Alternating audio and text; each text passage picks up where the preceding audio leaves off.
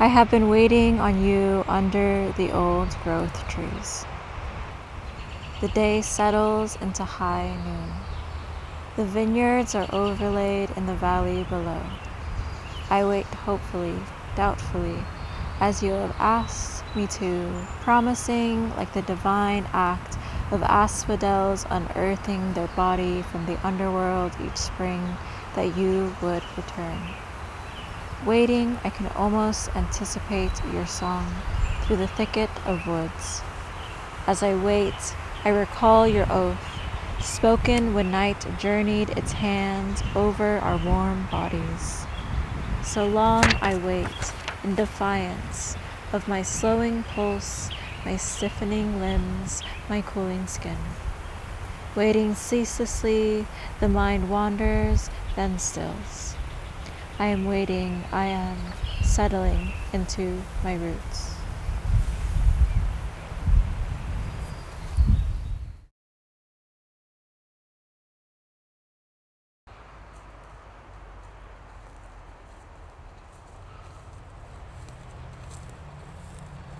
Hi.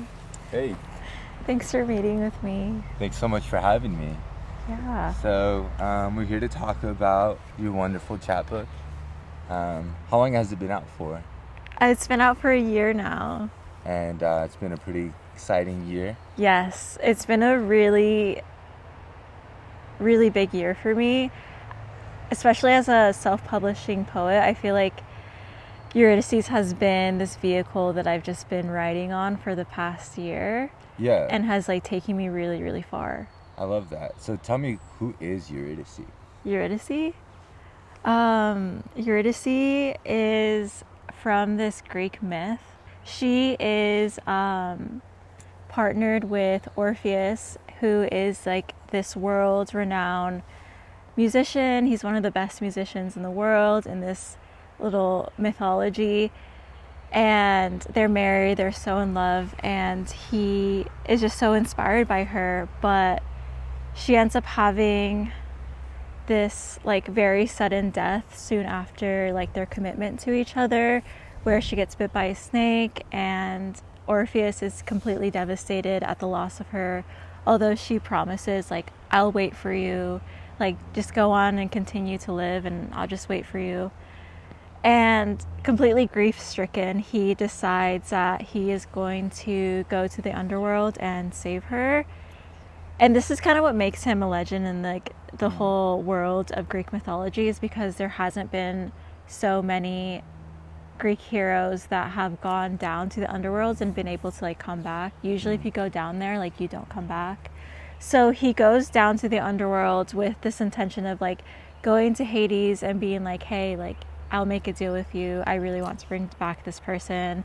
Goes on this whole adventure, and he plays like this very beautiful song for him and Persephone, Hades and Persephone being the gods of the underworld, and that's like their realm and domain. And it's so beautiful that it's said to like have made Hades like cry. He's just so swayed and moved by his grief and his astounding love for Eurydice. Like he's like, okay, you can take Eurydice back up to the underworld, and but on one condition. Like, you're gonna take her up there, you can't look around, like you can't look behind you. You walk up back to the upper world, back to the earth, and she will walk behind you, but the entire time you cannot look back until you both leave the cave. That's the only condition. And he's like, okay. He takes his lyre and he's like playing the music in like this dark cave as they're like reaching the upper world, as a way for her to follow him. And there's like two different endings to this that I've read. There's so many different endings, but in one ending, like he doesn't trust that Hades was being honest, and he fears that he was being disloyal, and he turns around as soon as he leaves the cave, but Eurydice hasn't stepped foot out of the cave completely. And because of that, she's like taken, and they don't get to be together. The other one that I heard was like Eurydice is walking up and she like trips over something and she starts calling for him, and because that's his beloved and he's so protective of her, he turns around and he turns around, he turns way too soon. Right. And regardless, like, they're star-crossed lovers. They don't have Yeah. a good fate. They're definitely not supposed to be together.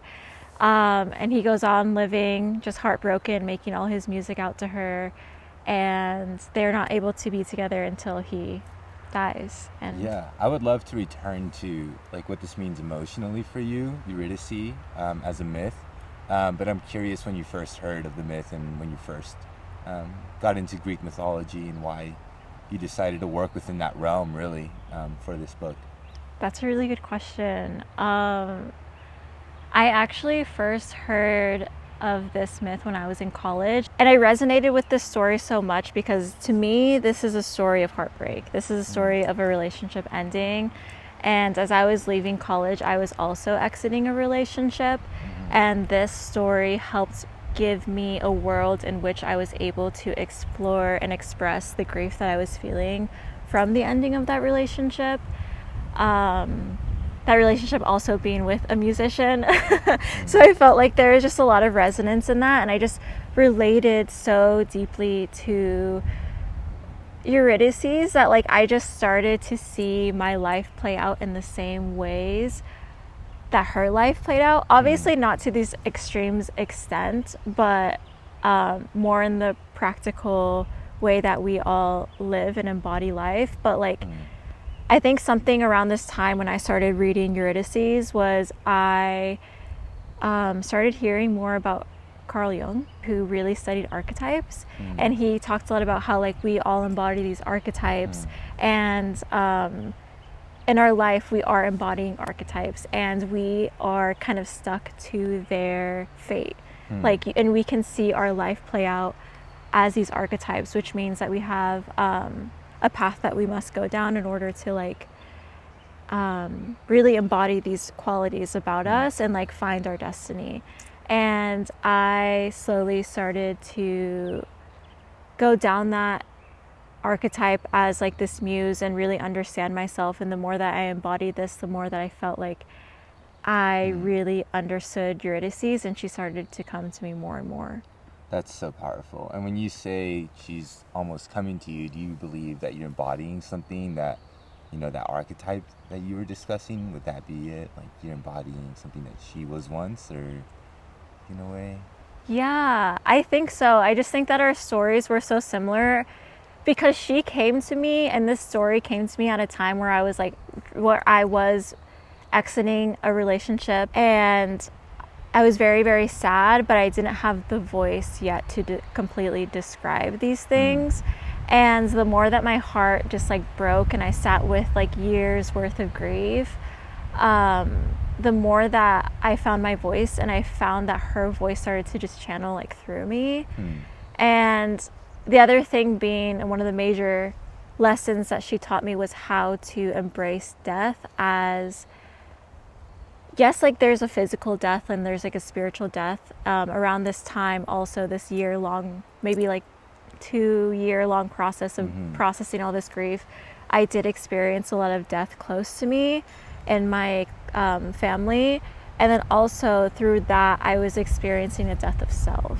Because I feel like when you exit a relationship, like, a part of you dies. Like, this version of who you were with that person ceases to exist. Like, you can go back and try to find that person because you think, like, oh, like, I'm going to go back and things are going to work out, but that person's not the same. Oh, wow. So it speaks so much to, like, my own experiences, honestly.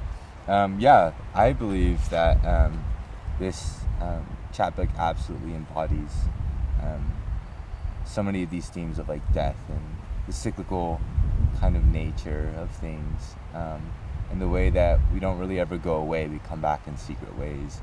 And the effect that I get when I read some of the poems in here is that we have a Greek that's been born, 20 centuries later, 20 plus centuries after they were first on Earth, which I think is really wonderful.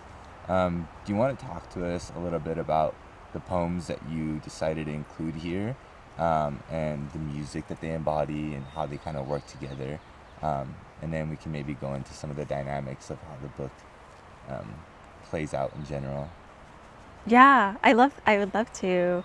I didn't intend to write Eurydice. I had this other project in mind that I really wanted to write, but I think Eurydice was like, wait, you can't go there yet. Like, Yeah. you have to write this first. Embodying Eurydice was so much about going down my path of becoming a poet and finding my voice. And like, as you see in the beginning, there's this quote by Luis Gluck who says, like, hear me out, that which you call death, I remember. You who do not remember passage from the other world, I tell you I could speak again. Whatever returns from oblivion returns to find a voice. And I felt like this was a journey of me finding my voice and Eurydice also finding her voice through me. I started just writing because I knew I wanted to be a poet. I felt that calling after college. And I told myself, you have to write one poem a week. It doesn't have to be good, but you have to write one poem a week. And because I was like processing all of this, I started to kind of notice these common themes throughout my poems, which was a lot about death and a lot about grief and heartache. But Eurydice itself, the title poem, I actually wrote that in the margins of a Gabriela Mistral book. It's the one that you recommended that wow. I get. Yeah. Prose poems. The prose poems. And it's a poem called I Am Waiting for You or something, and essentially I know exactly what you're talking about. Yes, yeah. It's essentially like this poem of somebody waiting at sunset for their partner or their friend or lover to come and like watch the sunset. I just saw this vision of myself sitting at this like outlook, like looking at the valley, which I had done a lot in the year that I was processing that grief and really sitting with my heartache. And I just heard like, I am waiting, I am settling into my roots. And I just started kind of like writing it in the margins, and I wrote it down on document. And at first I was like, okay, this is like horrific. I don't like this at all. I literally didn't even give it a name. Exactly what you're talking about. Yeah. I know that exact sentiment. I didn't even give it a name before. I just kind of like, okay, whatever. Like, I'm just going to archive it. And months later, I was looking at poems to send to my writing mentor, and I found that poem. I was like, wow, this is beautiful. Little gem. Yeah, and I was like, I hear now what I was trying to say. So I'm just going to go back and edit it. And then it was just like the music started to come in, and like the asphodels and the everything unearthing, and just like this picture of like somebody waiting so long that they die of grief and they just like kind of decompose and go back into the earth. It just was so resonant, and like this imagery of like the mind wandering and then stilling as like almost as an image of death, but also an image of enlightenment and coming into union with like the divine. That I was like, wow, this is so beautiful. And I saw it and I was like, oh, this is Eurydice. I just named it as Eurydice, and I never ever intended to write a whole book about it. But the more that I saw and looked back at everything, I was like, oh, this is Eurydice's story. Yeah. I love that so much. I also have these moments where I write a poem and I'm so unfair to myself, and I have to learn to be gracious with myself, which typically happens later. But I'm so curious as to like what the process for you was going about. It seems as though you were oscillating between philosophy and some kind of almost, there's religious resonances in the book as well, and also just music, poetry. Like it feels like as readers we're kind of being held or suspended between these three very large areas of thought. And I was curious how you went about that, or if that's like natural to you, or if that's something you just picked up reading in college, or like how did that work out? I think that I'm more inclined when it comes to my thoughts to be more reflective, and I ponder a lot, and I don't really say a lot. Like I'm a very quiet person, and I have to think about things for a really long time before I'm ready to say what I need to say, and before I've really cultivated a solid thought. And I think that's where your poetry is like most powerful. It's when you say everything you had wanted to say in fewer lines than expected, because the images are working, right? Or I'm settling into my roots. That one image, like you said, basically reverberates through the whole poem. Yeah. Yeah. Yeah. There's a lot of like imagery that I was just like contemplating. And I think that my mind is just more inclined to deeper reflective thought. So philosophy is something that is very intriguing. And I think around the time that I was also going through this heartbreak, I was also doing my first yoga teacher training. Yeah. Like that requires a lot of studying of the Dharma and like reading a lot of sacred texts. And in that, like the whole points of that and this philosophy that I've really adopted as my own faith and like my own practice of belief. A lot of that is like what happens after death, and like really truly understanding that like there is no death. Like all that there is like going back into union with this great divine. Wow.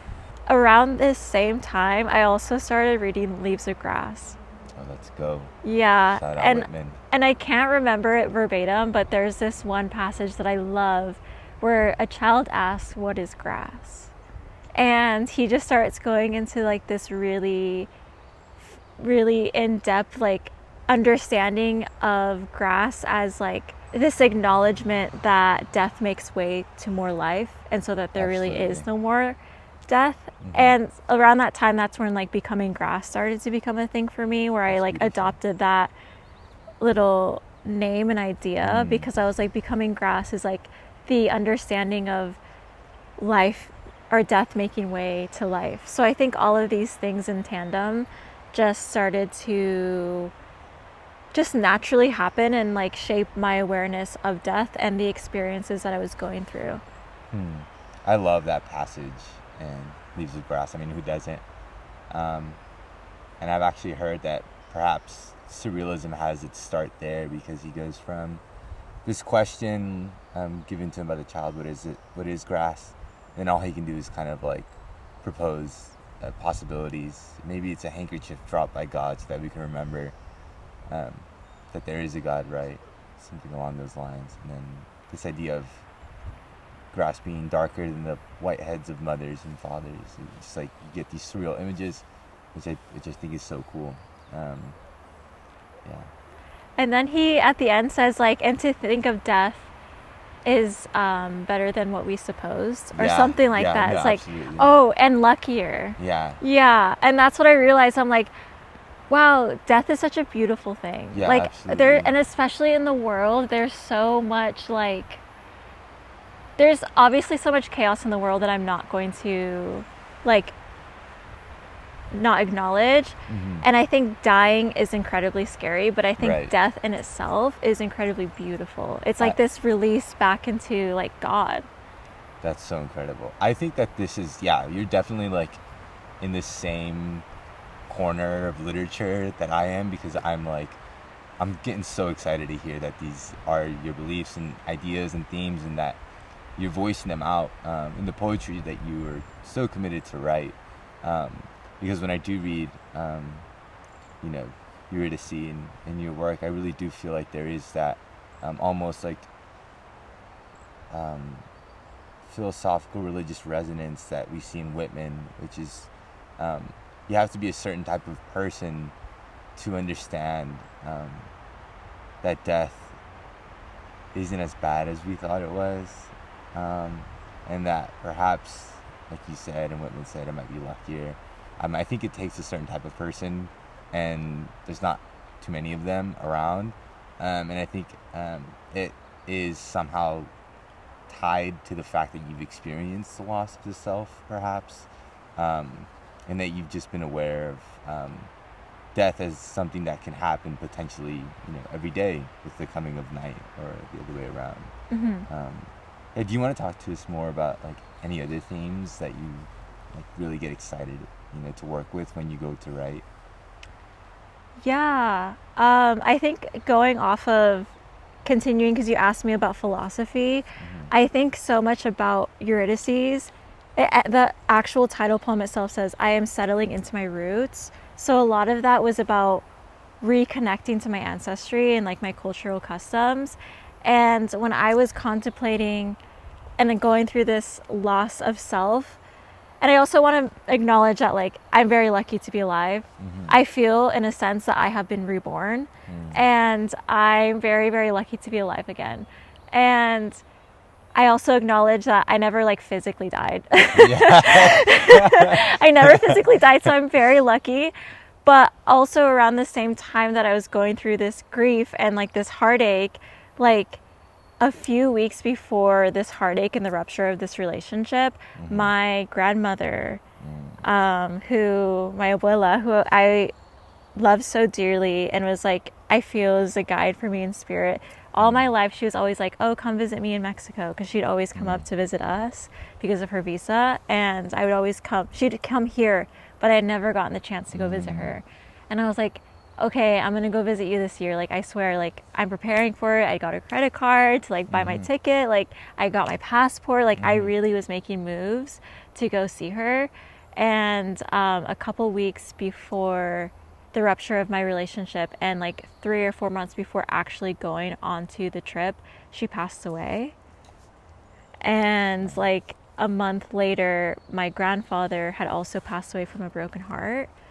And I was really devastated. That is also a huge theme in this book of, like, as much as there is heartbreak and devastation of a romantic ending, there's also heartbreak and devastation of, like, losing my grandparents, because I never really got to see them in the capacity that I had planned to and intended to, and, like, was actually making moves to. Right. But I also knew it was no coincidence that it happened, because the time that I was planning to see them for the first time in my life in Mexico City, where they lived, I was also planning to go during Dia de Muertos.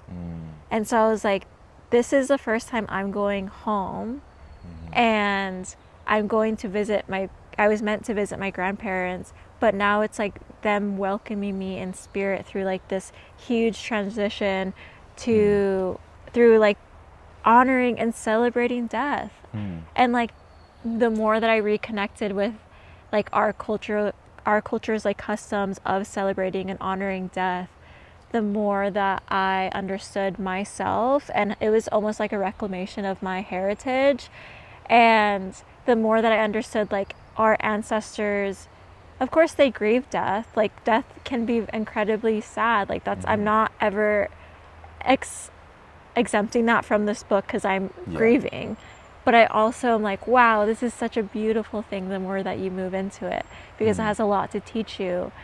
So yeah, I would say. That's gorgeous.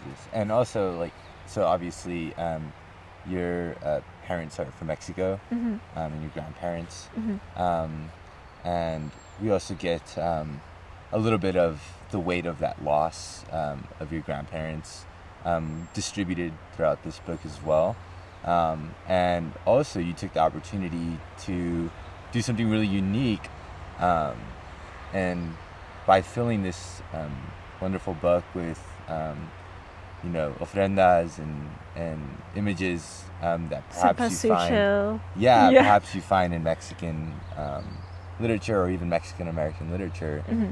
You're almost reimagining Eurydice as a contemporary modern tale that's can only ever be told by you, really, right? Can we speak to that a little bit? Yeah, I'm really proud to say that I believe that Eurydice, it's a piece of Mexican literature, and I think that comes with the reclamation of my voice, because all my life I was always looking for Mexican writers, especially growing up in a very Eurocentric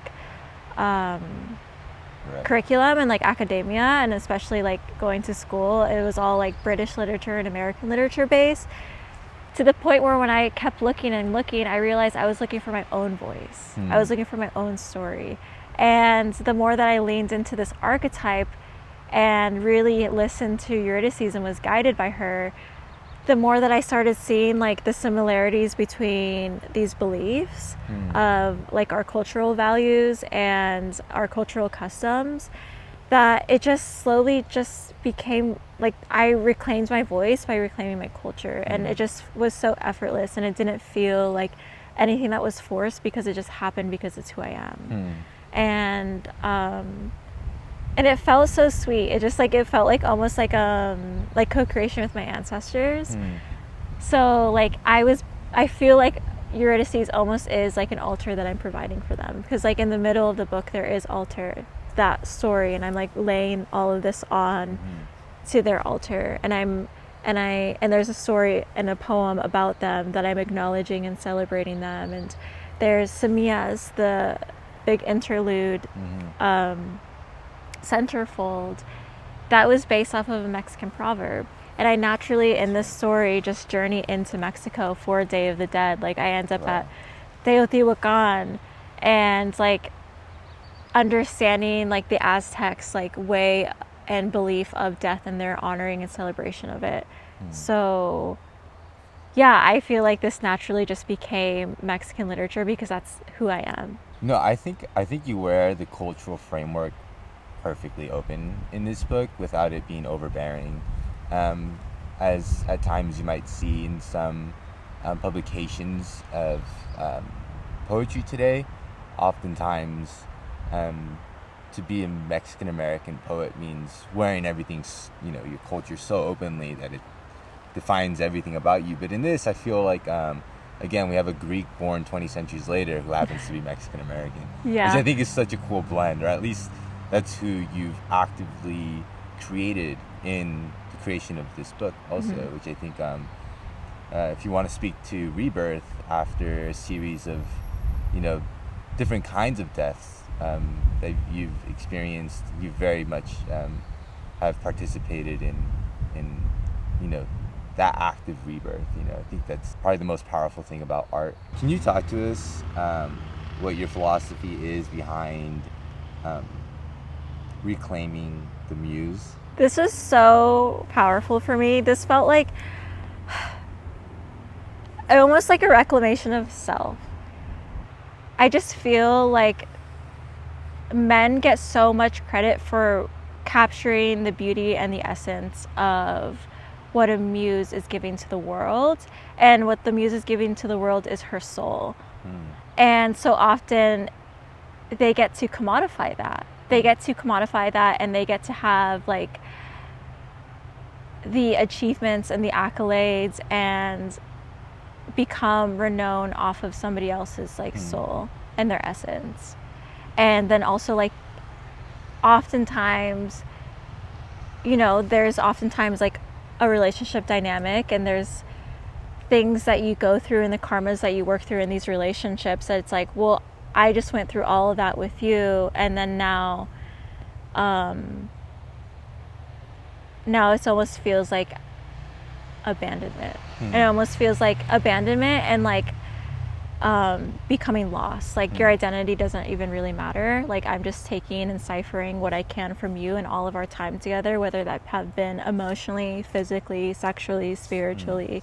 And I'm going to turn that into my music. I just felt like that's where I was like, no, like I'm going to reclaim my own story, and I'm going to say my voice and my piece for myself before you have the chance to say that for me. So that's where I felt like I had to do that for myself. I think that's lovely, and I think it's really important to acknowledge that though poetry feels like an abstraction from everyday reality, it's so involved with politics at the level of the individual, their personal ethics. I see your personal ethics coming through in this idea of reclaiming, as well as reimagining the world, which is otherwise full of heartbreak and kind of these like bad experiences, spinning something beautiful out of that. I think that's politics also, and I think politics, if I'm correct, I believe Foucault said this, begins in the bed. Begins between two lovers, and from there on out just expands and grows to address nations and structures of misogyny or structures that are misogynistic, etc. But it can start in your bedroom alone, writing. Yeah. And doing something powerful in a really quiet way. It's really wonderful. Yeah. I find that very, very interesting. I will say also that I think that that relationship and those politics did fuel a lot of really beautiful creations, obviously from my like one this being one of them, but I think one of the biggest things about reclaiming the muse itself was like understanding my own beauty and understanding my own essence and really coming to terms with like, oh, this is why somebody could love me. And being like, I feel like reclamation of self for Eurydice in this is like, okay, but I have me. And that's at the end, like, that's the, I think the resolution for Eurydice is like, I understand the purity and the essence of my heart, and I'm going to treat it as a gem. And thank you so much for showing me that through your reflection of me. So I think that's where the reclamation comes in. It's pretty mature of you to think about things this way. And what is your message for the young poet who doesn't know how to start out yet, but they feel it deep down within themselves that they also want to be embodied as a voice? That's so sweet. Aww. I think I would say that it's calling on you and it's opening to you because that's an intended path that you're meant to go down in order for your soul to expand and for you to align with what you've come here to do. And that you have a very sacred journey when it comes to your voice and your identity and your duty as a storyteller. And that life is inviting you onto this really incredible journey that may at times be really challenging, but like immensely rewarding. And even if you don't know your voice now, the process is going to evolve you and it's going to yoke you in such incredibly beautiful ways that finding your voice is the greatest treasure that lies within you.